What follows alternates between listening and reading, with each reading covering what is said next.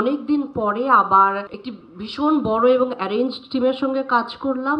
আফজাল ভাইয়ের সঙ্গে কাজ করবার সৌভাগ্য হয়েছে আবার অনেক দিন পরে।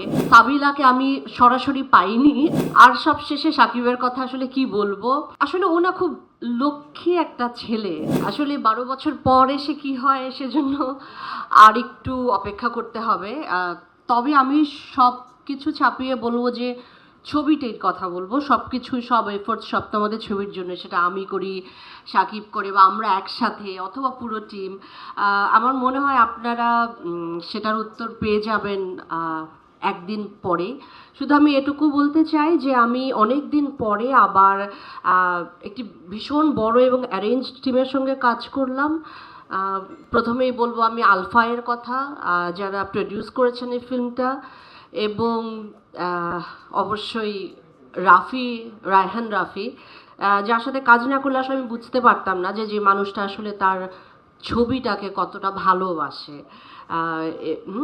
এটা আমি বলবো রাফির সম্পর্কে। এবং আমাদের যে টিম ছিল, আমাদের এন্টায়ার টিম, আসলে আমাদের আর্ট ডিপার্টমেন্ট, কস্টিউম, এবং আমি স্পেশালি বলতে চাই, আপনারা হয়তো ভাবছেন যে ধন্যবাদ দিচ্ছি, তা না, আসলে সব খুব স্ট্রং সবাই, সব ঠিকঠাক মানুষ যখন একটি টিমে কাজ করে যখন ছবিটা আসলে ভালো হতে বাধ্য। এবং আমাদের যে সিনেমাটোগ্রাফি টিম ছিল দুর্দান্ত, সেটা নিশ্চয়ই আপনারা ঝলক বুঝতে পেরেছেন এর ভেতরেই। আর এবং আমাদের যে শিল্পীরা সবাই ছিলেন, আফজাল ভাইয়ের সঙ্গে কাজ করবার সৌভাগ্য হয়েছে আবার অনেক দিন পরে, যার হাত দিয়ে আসলে আমার কাজ শুরু হয়েছিল। তারপরে আরও রয়েছেন আমাদের শ্রদ্ধেয় রাকায়েত ভাই আছেন, সুব্রতা দা আছেন, লাবলু ভাই আছেন, আমাদের রোজি আপা ছিলেন।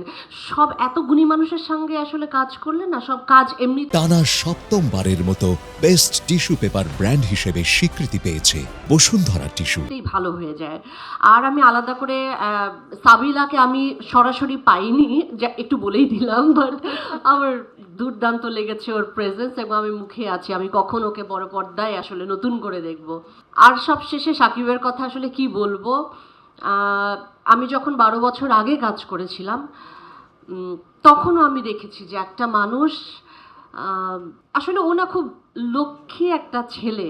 লক্ষ্মী ছেলে কেন বলবো, ও দেখুন, একদিক দিয়ে ও কাজের জন্য লক্ষ্মী, দুদিক দিয়েই বলছি কিন্তু ও থাকলে এটা আমাদের প্রজেক্টের জন্য লক্ষ্মী। ও আসলে একটা লক্ষ্মী ছেলে।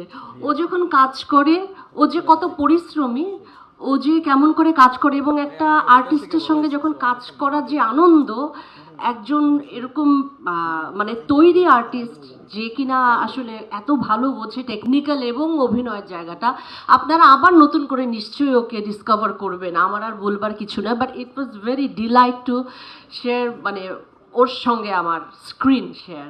Thank you Shakib, thank you so much. মানে it was a wonderful journey. আর সবশেষে থ্যাংক ইউ আপনাদেরকে, আপনারা নিশ্চয়ই আমাদের ছবিটিকে একটা অন্য জায়গায় পৌঁছে দিবেন। Thank you Roni, thank you Chorki, thank you so much.